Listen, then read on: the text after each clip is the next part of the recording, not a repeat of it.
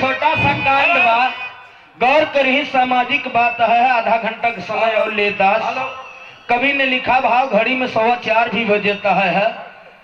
बड़ा समय अमूल्य लेके भाई बैठा है। केहू को बोआई करे के बाद, केहू को भराई करे के बाद, धान के कटाई चलत, केहू के दुकान खोले के बाद, ड्यूटी भी करना बा। सर्द मुन्ना मोरे रामा मोरे राम ए भोले जोगिया हो राम।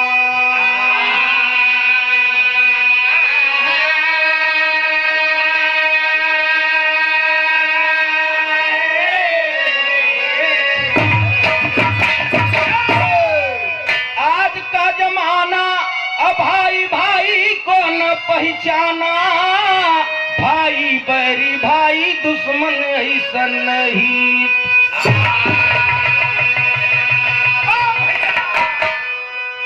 सुनने वाले दोस्त, समय के अनुसार सारा सिस्टम बदल गया। भाई दुश्मन भाई हित पुरनिया कहे भाई भाई होता, तमाम आदमी कहते भाई बैरी न भाई हित्ती। लेकिन कवि ने लिखा 2 लाइन शहर मास्टर साहब का, आज के जमाना इंसान को बेगाना किया, अपन पराया देखा नकली चिन्हारी। आपस में फूट जात नाता भी टूट जात, देखा समय की बाबू बलिहारी है। अपने स्वार्थ बस दूसरे का खून करे, पकड़ जावे छूट जावे हाई कोर्ट भारी है। राम कैलाश कह के कर विश्वास करी, घर है के लोग आज फान ठगहारी है। भक्त साण वाला जान के कि लाठी नहीं करे बा, इनका बस पता नहीं बा कौन जाति है यही रही है। आई माने सांप मारे वाला ही तब जाति के यही पैदा भवा। 70 पंडित 30 फकीर, 70 पंडित 30 फकीर, कितना भाई इनका खियाई देव न तरन तार में ठहरे, खियाई देव तरन तार हो जाए। 70 पंडित 30 फकीर सबसे उत्तम। अहिरे का लाठी केवल भैंसा साढ़े सहबई के रहती। 5 रुपया के चक्कर में कमाया था 4 सहबई हेरत है गठरी। एक ककरी हेरत वहीं खेते में। कहानी हमारी बिल्ली है महीन से में। किसान बेचारा हल जोता रहा खेत में, शीशा नहीं देखे रहा। जब देखे पहले तो लगे एकाक 2 कूड़ चियाट कूड़े का एकाक हाँ एकाक खराई तक जूते करे। जब आज ओकर चेहरा देखा का बा बच्चा बा, तो है तो हमारा हर मानव ककरी चुराई के खात रहे। हर रोज ढील के अंगूछम गठिया से लगे अलमारी में रख दिए। अलमारी में रखे के बाद खाना पीना खाए, शाम के वक्त गते गते हो गया। सोवल जाएगा तो पहुंचा पहले अलमारिया में झांके लगा कि देखी चोरवा बा की भगी गवा। वहां देखे नहीं रहा शीशा। हाँ सोचे चोरवा चली, देखी कि भागी गवा। रात 12 बजे लेटा बाहर, फिर जब नींद खुला तो फिर गवा कहे चली देखी कहूँ भगा तो नहीं बा। जब सवेरे किसान गवा दिशा पीरे तो मेहरगुआ सोचे कि संझाई उलर गया तो सवेरे उठाए से नहीं उठत रहे। आज इनके कौन बीमारी पकड़ ले कि धुई दाई उठो तो हरे गाँव खोई वरी जात हम देखा था ना, फिर लवटिया वो थे। का बात है देखी। जब दुल्हनिया खिड़की खोल के देखे, जब ओकर चेहरा देखा तो बड़ी तेज नरियान करी मोर बप्पारी। यही रणवा के खातिर दहिजरा के बेटा आज सारी रात सो रहा करे मारा यही राड़े के चक्कर। हम नहीं देखे रही कब ना, जब सिसवा देखे तो ओकर चेहरा देखान कहा यही राड़े के चक्कर में दहिजरा के बेटा रात भर सोए से नहीं। तब से बुढ़िया सुनत रहे का भवा का अला का बताई अपना सबूत देखा। बुढ़िया नहीं देखे रही किसनवा महतरिया। जब ओकर चेहरा देखान तो बुढ़िया का दांत तो कुल टूटा रहा। जब ओकर चेहरा देखान करी मोर पप्पा रे गजब हो गया। दहिजरा के बेटा तो बुढ़ापा लाई हमार सेवा करे। लोगन की नहीं ब्रह्म ज्ञानी समझान तब तीनों को भरम हटा। तब चोरवा कहाँ रह गया, मेहरुआ कहाँ रह गए, भरम में मत ठहर। जब सनबू तब पै जनबू। कवि ने लिखा भा मास्टर साहब का बिरहा में एक लाइन तर्ज लग गया, बड़ी पुरान तर्ज है। कहाँ हम पतर की मोर पिया पतर का रे सजनी, अरे रे सजनी जैसे लोटुआ का डोरिया रे सजनी।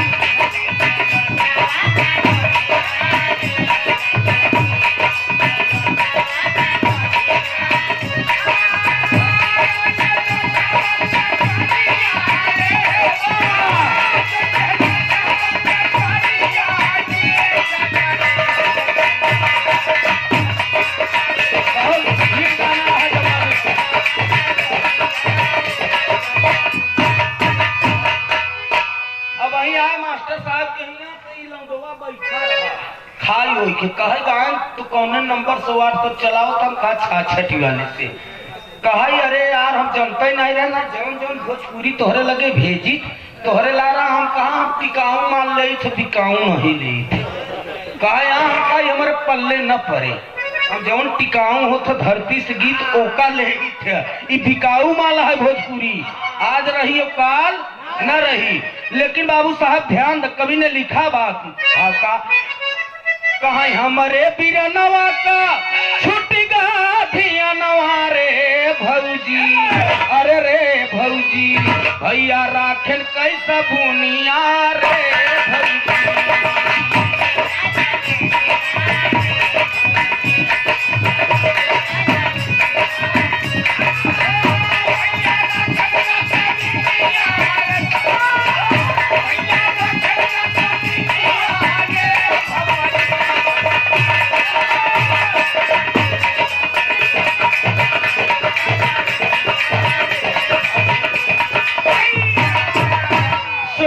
दोस्त ध्यान दे बाबू साहब बांदा जिला का बात है। दो भाई बड़े वाले भैया का नाम रामू, छोटे वाले बच्चा का नाम श्यामू। रामू का विवाह हो गया रहा, दो बच्चा रहे। रामू बेचारा बम्बई कमात रहा, छटकवा घर गृहस्थी देखत रहा। मेरे हाँ जी हितनाथ समाज देखत रहा। गते गते 1 साल 2 साल 3 साल बीत गए। भगवान करे नियत न खराब, जेकर नियत खराब है जे तो कर बरकत नेत नेत देखिया कि नहीं। हमारे पता तो हम तो हर जोते है मास्टर साहब, तू लोग नहीं जोते है। हमारे प्रधान जी रहे ना, हम कब जोती जब बिया जाए ना तब फरवई लगाई दी बढ़वा कम का खत तक जो नहीं आराम हो जावा। हाँ हो फरवा के निचवा जो नहल हवा ओकरे निचवा तने बड़े के चौभी रहत रही। हाँ लकड़ी के उहई जब ढील हो जाए तो हरवा ना लगे डुगुर डुगुर करे लागे। तो दादा अरे कहीं अरे कल जो लोहारे के हिया ठुका लिया कर नतीजे खराब हो गया। मान लो तो लोहारे का ठुकाई जाए सही हो जाए, लेकिन जब मनाई के नियत खराब हो जाए तब कहाँ ठुकाई।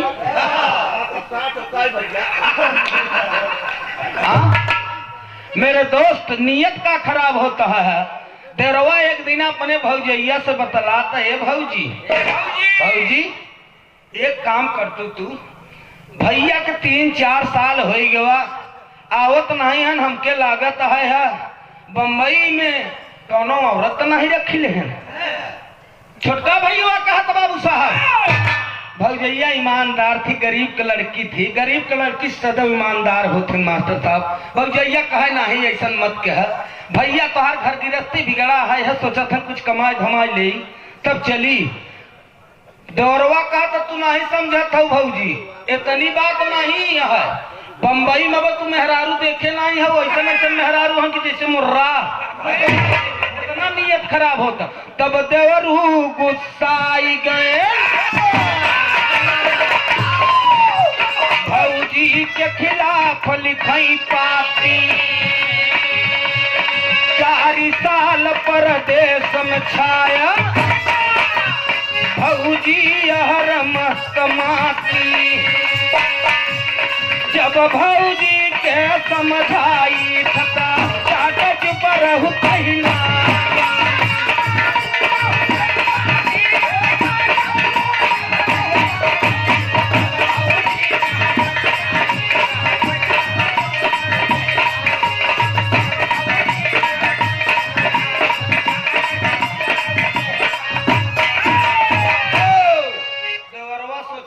काम बन जाए। नियत का बात होता है यहाँ जगह पर।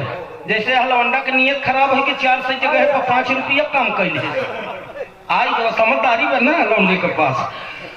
तो ओ श्यामू जौन बा सोचन काम अब नहीं बनता है। चिट्ठी में हाँ जी पहले चिट्ठी अंतरदेशी उसी जात रहा है। महीना का 2 महीना का हफ्ता का खबर। अब आजकल तो फोन देखा था रजाई के तरह मेहरा रूबा तला था। हेलो कैसे है कहाँ रुका है भाई रिक्शा भाई दही से चकनाका भाई अब हाँ सवारी बैठाई है। हाँ ये मर्द कहा था बुढ़ियन के रात में बाबू को छुहाई नहीं लागत मास्टर साहब। अब बुढ़िए हुए वो सारे में मुहारी के ओलरिया सोचता है पतोहिया सपनों पंत नहीं देखता है। मेहरारू कहा था खूब खाए पिए जाए। 8 महीना रहा लॉकडाउन में एकदम दोबारा गवा है। खाए पिए जाए जौन बच्चे बच्चे वही संपत्ति होए। तब तक बुढ़िया आई गई। कैसे बतलात है केकर फोन बबाऊ कहा का पतो कहता कहा तरह से बतला ले। आज हफ्ता हो गया कुछ हाल चाल नहीं मिलता। पतो फोन काट के अपने बूढ़ा के देता है। अच्छा जब बूढ़ा के देता बूढ़ा कहता है हालो हालो बच्चा कैसे है। कसरे तू लहनिया तो वजिए नहीं अब पतोहिया का या वजिया का या वो टवरवा नहीं पकड़ता है बदारी हो बच्चे चक्कर में मेरे दोस्त इंसान की नीयत इतना बदल चुका बा। चिट्ठी लिख दे छटकवा भाई कि तू तो वहां परदेश कमात है अहिया देखत है सामाजिक स्तर हम आप तक एकदम गिरा जाता। बहुत जल्दी कर कमाई धमाई छोड़ के आवा घरे। सुने वाले दोस्त टिकट कटाई के चल दिया बेचारा। मास्टर साहब जब चल दिया जब पहुंच जाए लगा तो कहा भैया अब हम फलाने स्टेशन पर पहुंचे वाला हम कल। तो छटकवा भाई 5 छठनी लौंडे वही मुहरिया कहे बैठाई के और चल दे से रिसीव कर लियाई के रामू के जब पहुंचा था घरे रामू देखन श्यामू का कसो भाई करा ई मनई कैसन कहे चिट्ठी नहीं पढ़े रहा का लिखा नहीं रहा का। छटकवा भाई कहा तो देखा 20 मिनट का समय 5 मिला लाइन लगाए हैं। हाँ देख ले अपने मेहरारू का नियत। बजाज एकदम गरम बहाय। सुने वाले मित्र कवि ने लिखा भाव कहना बहाय का दुल्हन रोई की कहत अपने दुल्हा से। एक लाइन गीत लगा मास्टर साहब माधुरी जवानिया से बोली बारी धानिया काहे रिसिया गइल बलमू काहे रिसिया गइल बलमू हमसे भइल कवन कसूर हो काहे रिसिया गइल बलमू।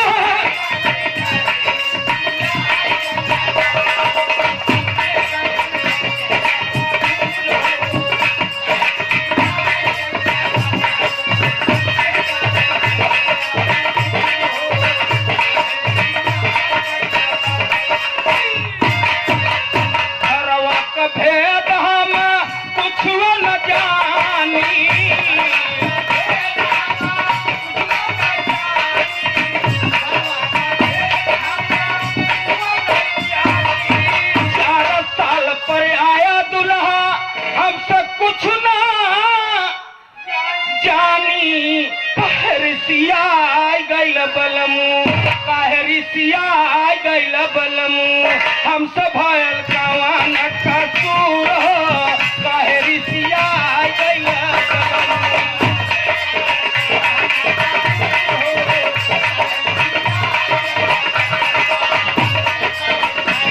कसूर हो।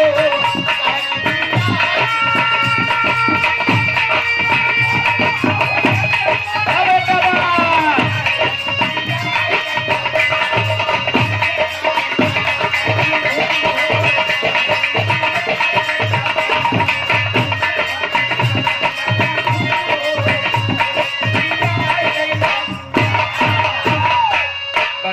भैया जेकर दुल्हा अगर 4 साल पावे मास्टर साहब परदेश से, ओकर दुल्हन कितना खुशी हो सकत है।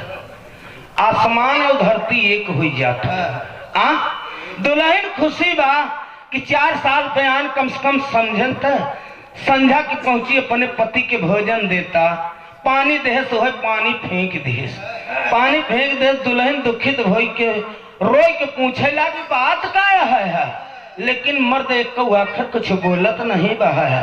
दुल्हन फिर पहुंची पैर के पास बैठ गई गुड़वारी, पैर गते गते अपने पति के दबावत रामू का बात है। ननकहू को पापा काही ऐसा बात बा, कुछ बतावत नहीं है। मर्द एक आखिर बोलत नहीं बहा है। गुस्सा में आए हो पकड़ लेस पीछे से बार जब पकड़ लेस, पकड़ के मास्टर साहब वही चारपाई के नीचे दबाई के लगा मारे। तब दुल्हन रोई के कहता का कहता है हाँ कहे हमसे कौन भइले कसूर हो, कहे ऋषिया गइल बलम, कहे भीतरी क बतिया हम कुछ न जानी।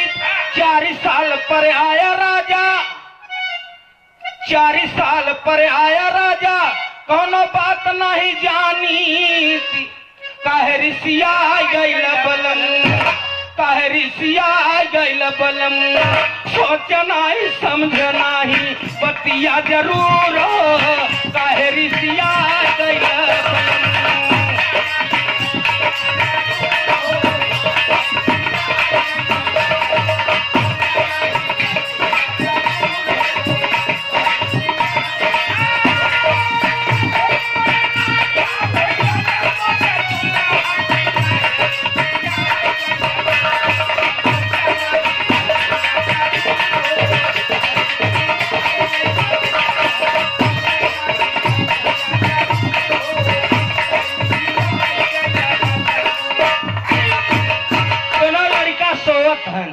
सोवत लड़का मर्द लगा मारे, दुल्हन हाथ जोड़ के खड़ी बा।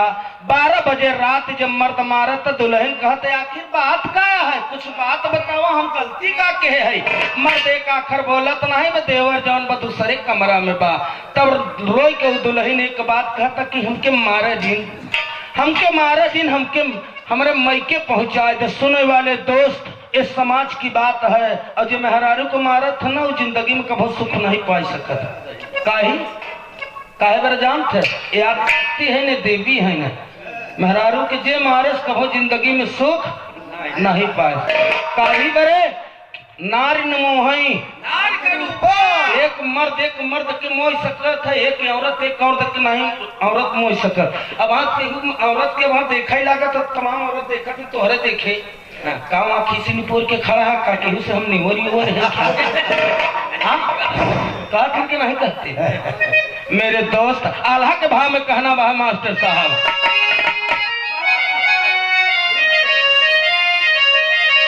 कि अरे मधुरी जबानिया से बोलाई बारी धनिया, सुन ले तो स्वामी तनी बतिया।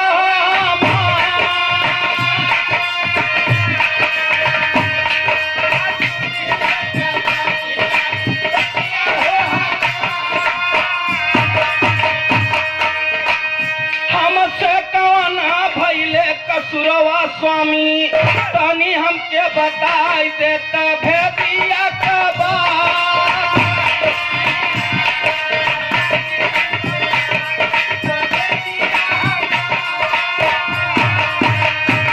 भैया तवाया घुसावा से मारई निरदैया।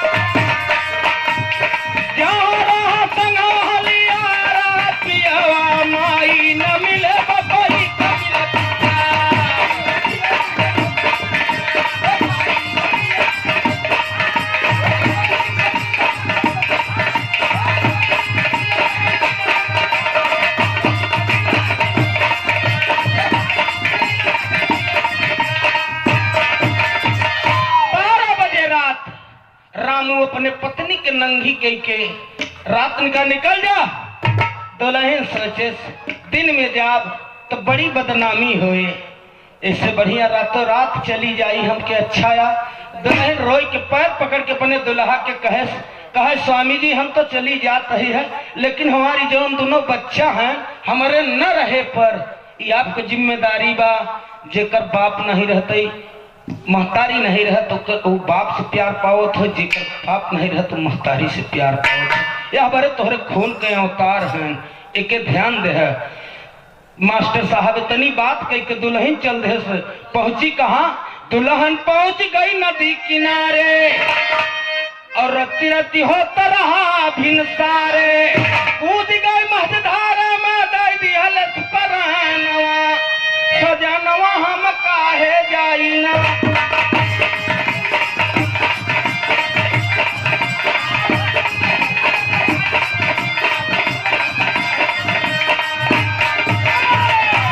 बड़का भैया मझधारा में जाए के कूद गई नदी के किनारे। सवेरे से चर्चा होता कि आज फलाने के दुल्हन बेचारी रात में भाग गई, पता नहीं कहाँ गई।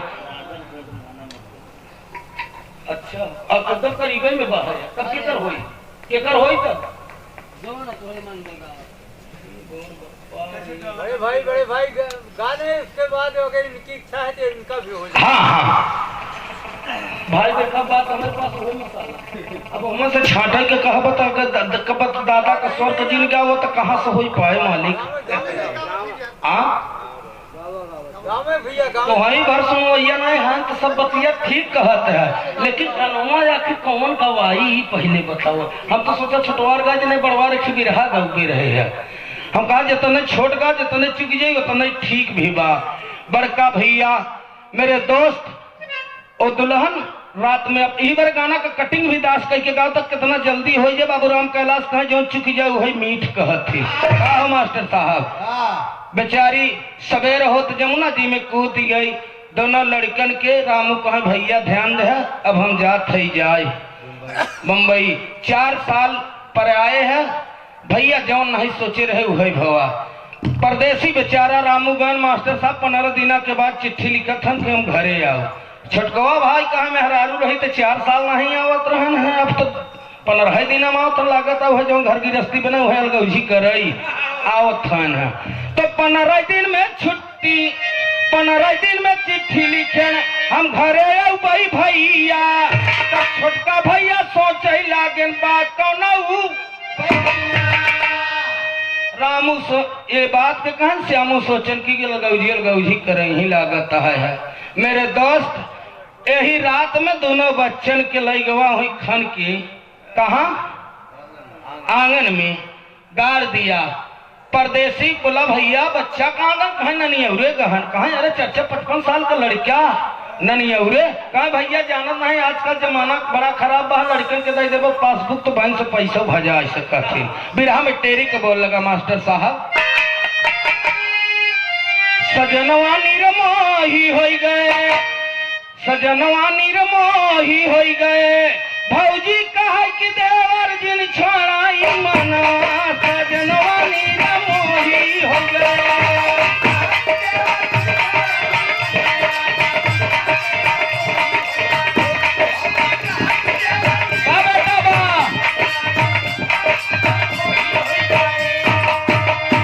बड़का भैया रात भवा वही आंगन में चारपाई दसावा बा।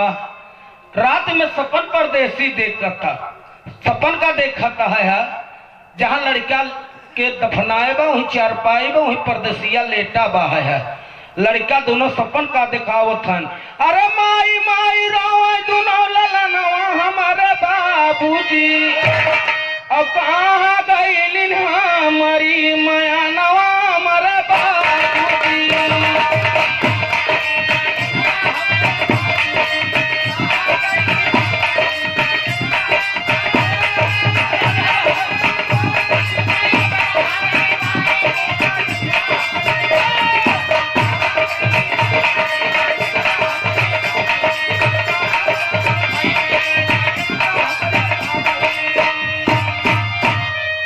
गलत काम कोतवाल को भी होता है। शंका हो गई सवेरे से परदेसिया कहता भाई साहब खनवावे के था चरपाई हटान जब खनवावत हन तो दोनों लड़का कहे बड़कवा कहे का हो भैया यह क्या हमारे संगे यह ननिया रहा है।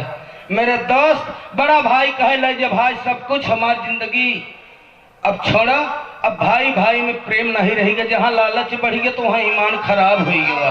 और ईमान जब खराब हो जाता है इंसान का तो चाहे जो करे संगे धोखा कह सकता है। मेरे दोस्त आखिरी बात आखिरी भाव में बड़कवा भाई सारी संपत्ति दे के गंगा नदी के किनारे जमुना के किनारे रोड की चल दिया। आखिरी लाइन बह गाना कटिंग में भाव में बह का रहा भाई दुनिया में बच के भले परदेसिया नगरिया तजी के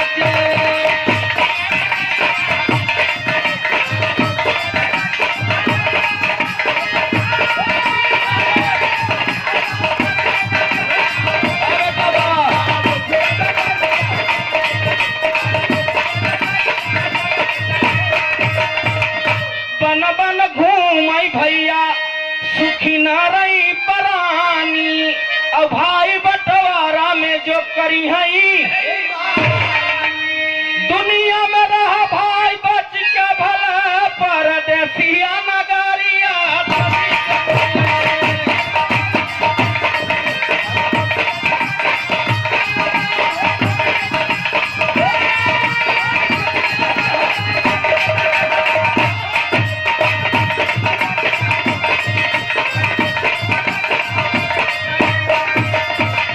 साक्षी करवा इतिहास और कल्पना किए राम।